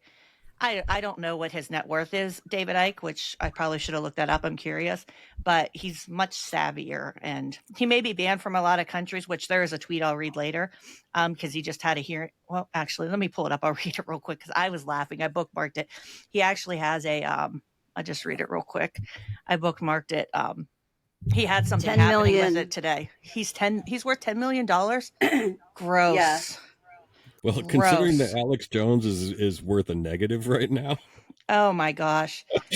He is right now. He had a thing. This is from today. I went and looked at his Twitter. I appeared down the line, of course, before the Netherlands highest court today, appealing against my 4-year ban from nearly 30 Euro countries. The judge said at the end that a decision could take 1.5 to 2 years, which will take us pretty much to the end of the 4 years anyway. If the appeal fails, the ban will be indefinite unless he changes his views about an elite manipulating national and world events. All you can do is laugh, really. What's the point of anything else? If you say there's a conspiracy, in my case anyway, you are banned from most of Europe until you say there isn't. They will wait forever for that. It goes without saying. So David is still banned, and he did have a hearing recently. I was like, oh, David. Yeah, but he's savvy. He hasn't been sued as far as I know. That was my point, into oblivion, like Alex Jones. And he's a savvy content creator. He's worth $10 million. Alex Jones is going bankrupt and is going to lose his company. You know what would be interesting to find out? I don't know if there's anybody who's listening to us right now who's tech savvy enough to look into this. If there is somebody that's listening who can do this, Shelby can send you the link. If someone can say when exactly that article was archived, when was that article removed, that Sandy Hook article, when was it removed from his website? Because does that removal coincide with one of these? You know what I mean? Yeah, it's interesting. I think he's somebody we're definitely going to have to keep an eye on, especially it's worrisome because of the acceleration from blue and on liberals, that's a pipeline because everybody's grasping at straws right now. I don't think that's going to last. What's that? I don't think that's going to last. No, but I think with conspiratorial thinking, I think it's easy for people to search for hope in dark times, and you just have to watch out for that stuff. And he's savvy enough. We have all the hope we need. Jack Hopkins says Trump is going to... And that's my thing. You get people like Jack and Jim, and all these other people. David Icke's a lot savvier than them. But he keeps popping up is my thing throughout, all these different things. COVID, he gave a different group hope. Right now, it's I hate Musk and Trump. And right now, what are we facing in the United States, So... And keep in mind, to skeptics.co.uk... hey, you guys, skeptics.org.co.uk. How about you guys, why don't you address what Icke has said about the Holocaust and AIDS and the Jews? Why don't you address that in your article saying David Icke was right? Mm-hmm. In 2 of your articles, written by a PhD guy named David H-A-H-N. And that was disappointing to read. Yeah, but also keep in mind that Jim Fetzer and James Tracy, 2 of the most notorious Sandy Hook deniers, also have PhDs. So exactly, and so does Stephen Hassan. True story there. That is true.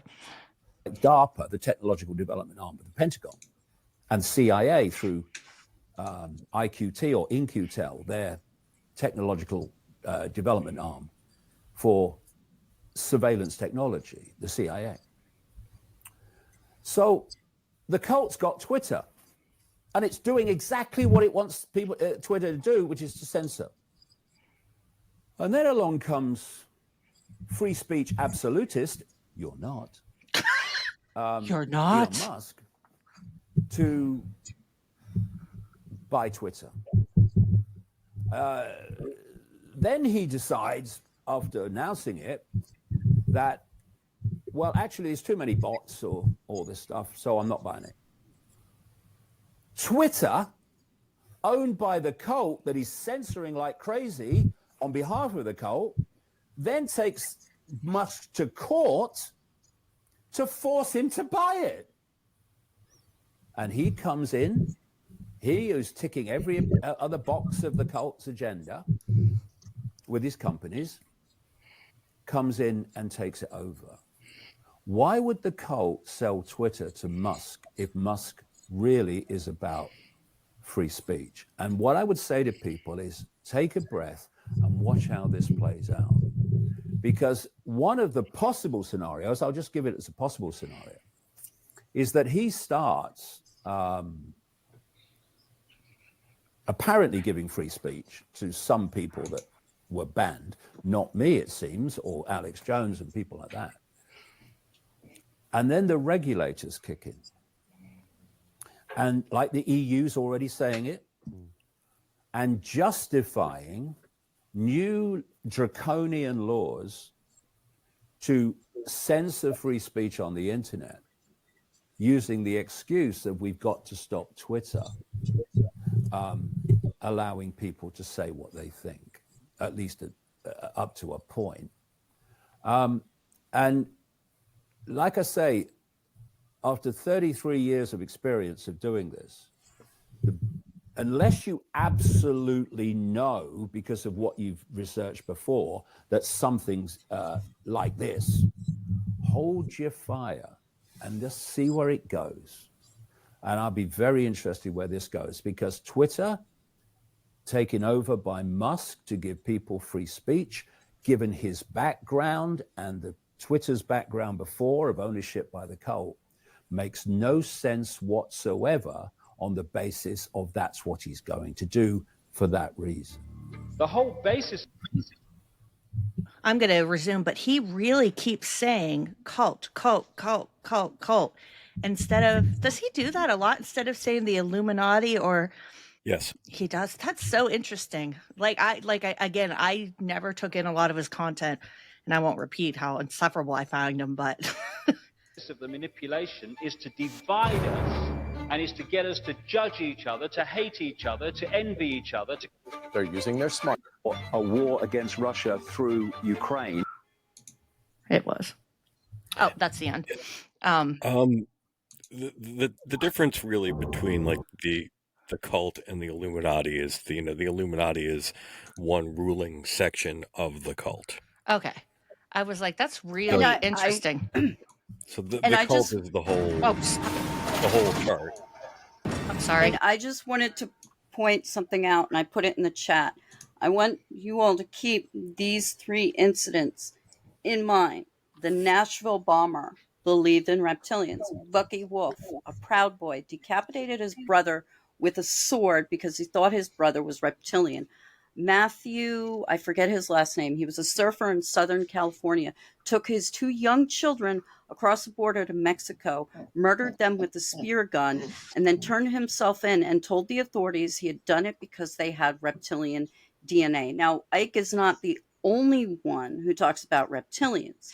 However, he is the one that took the concept and really pushed it into what has become the mainstream. If you remember, when what's her face, that Chaya bitch, when she got pissed off at, when she got angry at Taylor Lorenz, she accused her of being a reptilian.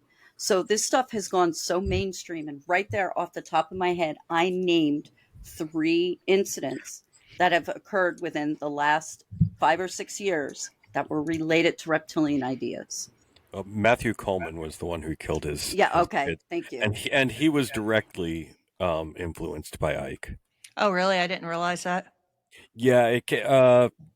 When he was being interviewed by the police, he said it was the blonde British guy that he learned it from, and it's like that can only be Icke. Oh yeah, that's only David Icke, of course. What a oh my gosh, that's awful.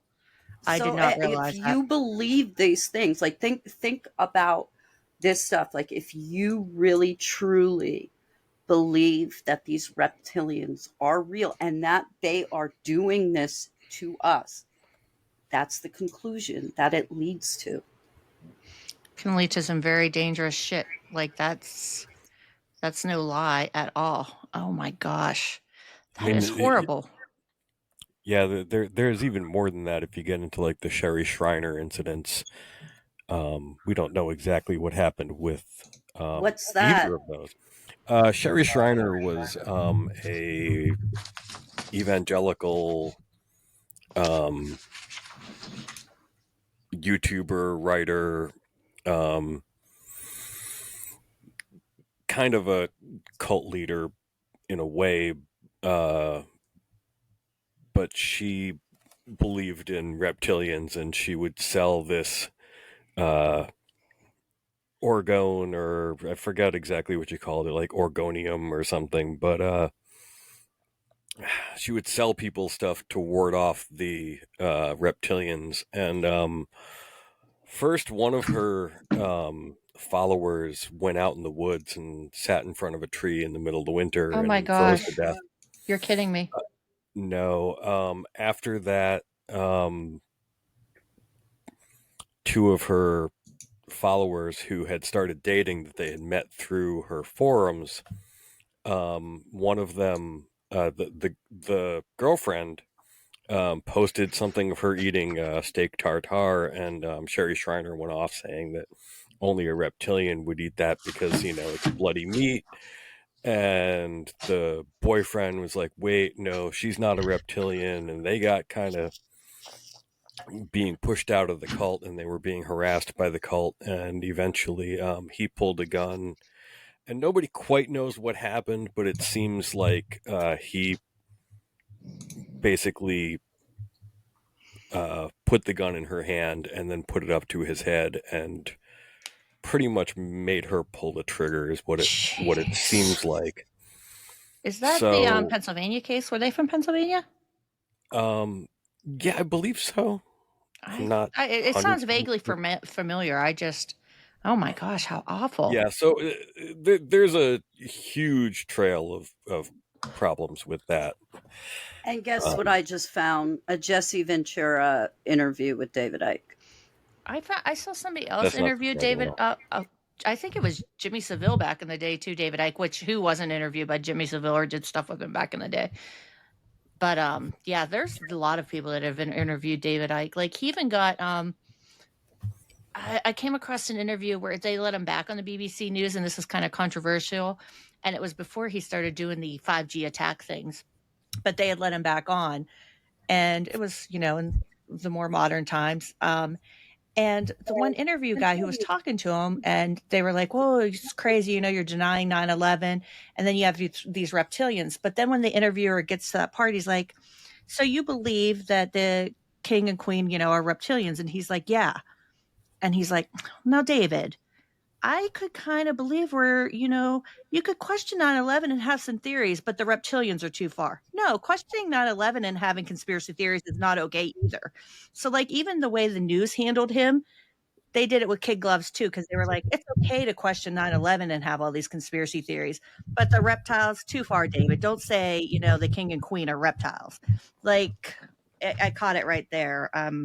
It's just interesting stuff. Thank you for you. That's the reason I picked up on that. I was like, they're allowing him to have conspiracy theories, but the reptiles were a bridge too far.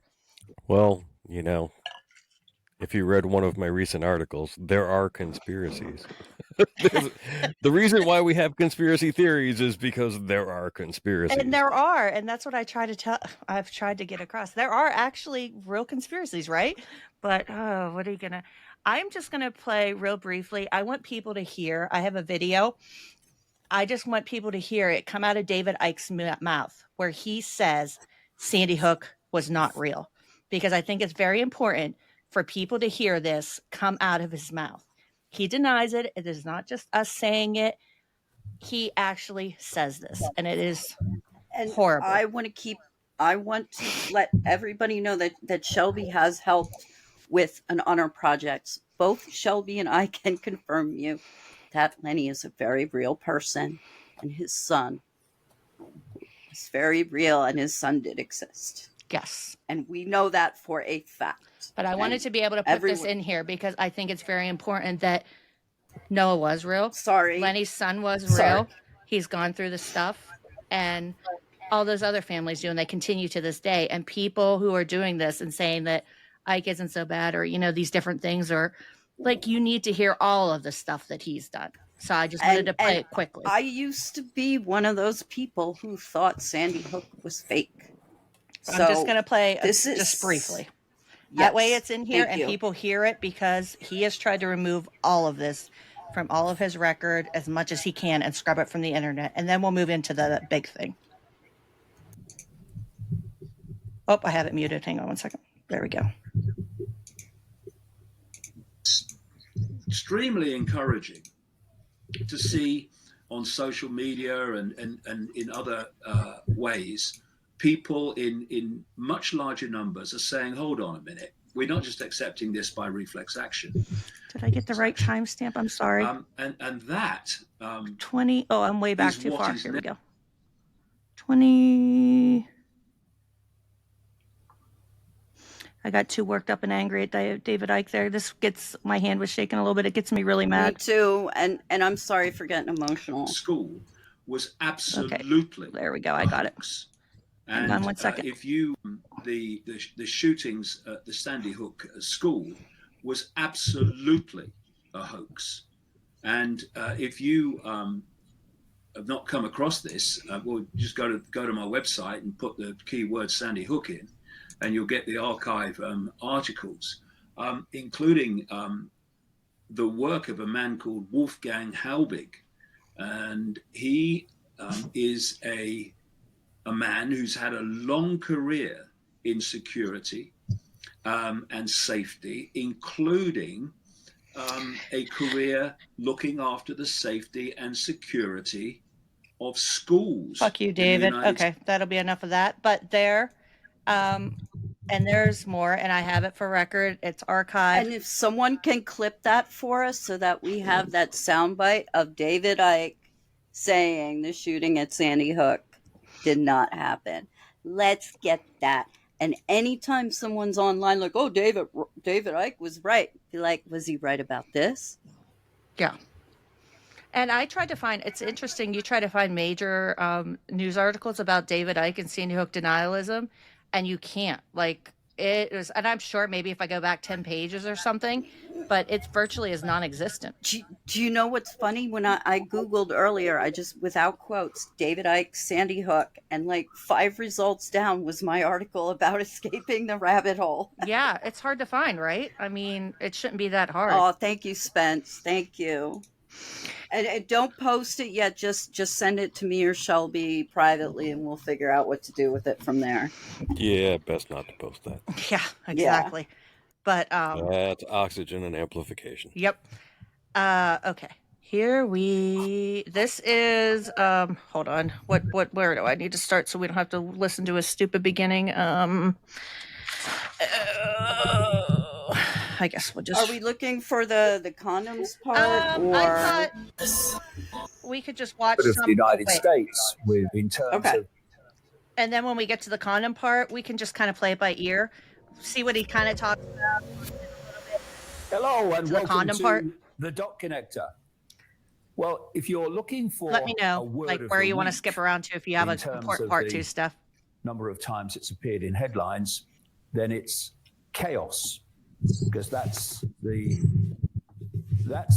word that's used to describe what's happening in the United States with these agencies being closed down and freezing funds and all the other stuff that's gone with it in relation to, Elon Musk in league with Donald Trump.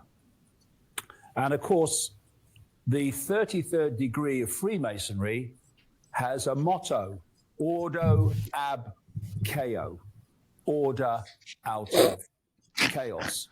I can't take this guy. You create the chaos, and then you offer the order. Is that really a motto of the Freemasons of the 33rd degree? Problem. Yes. Is it? Yeah. And it's problem, reaction, solution. What he's talking about. He is something. Go ahead. Else. Sorry. It doesn't mean what the conspiracy theorists think that it means. See, I don't know anything about it. Again, that's just, He thinks, my interpretation is that he's saying that they want to create chaos so that they can rise from the ashes of it. But what my interpretation of what it means is that it's finding the creation amongst the destruction, like the mama cat and her kittens that was Okay, found Steph. in the pile. Steph, stop. Okay, I'll shut up. No, there's this idea in Freemasonry of creating society, and like if you go through the symbolism, you perfect yourself into a perfect block to be put into the building of society, and the idea is creating an ordered society out of chaos. That's what it's about. But he stresses he puts it into like a formula, which is that cause problems, cause chaos, and then establish order, and that's not what the teaching is. Gotcha. But that's not even original to him. That's old anti-Masonic conspiracism. I figured because David, they take from all of them still. Because I mean, there was, and I don't know how it was over in England, but I know there was a huge anti-Masonic craze in the United States. There was even an anti-Masonic party. It was worldwide. Okay.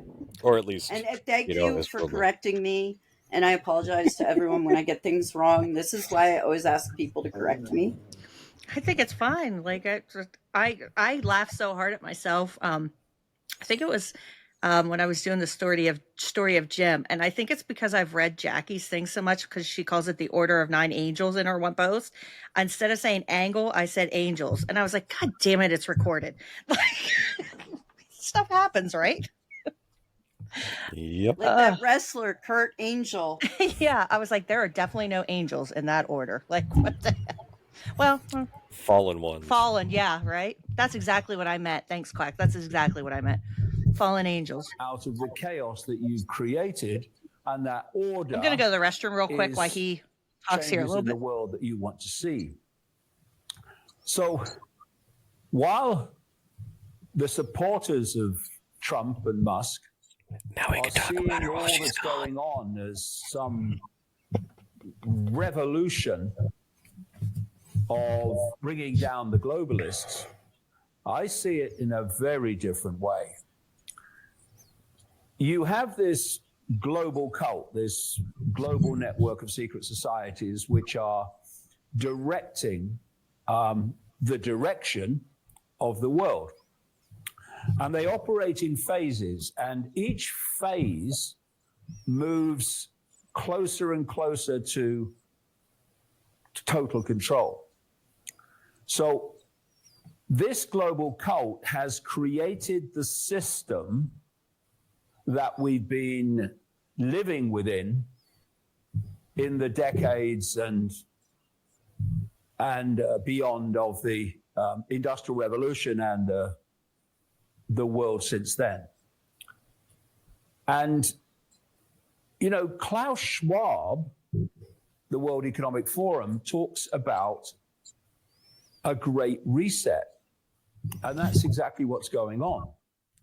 Keep in mind, Musk hired a... While we're looking at what appears to be on the surface... WF lady. The institutions of states being brought down and Oh yeah, that Linda Yaccarino.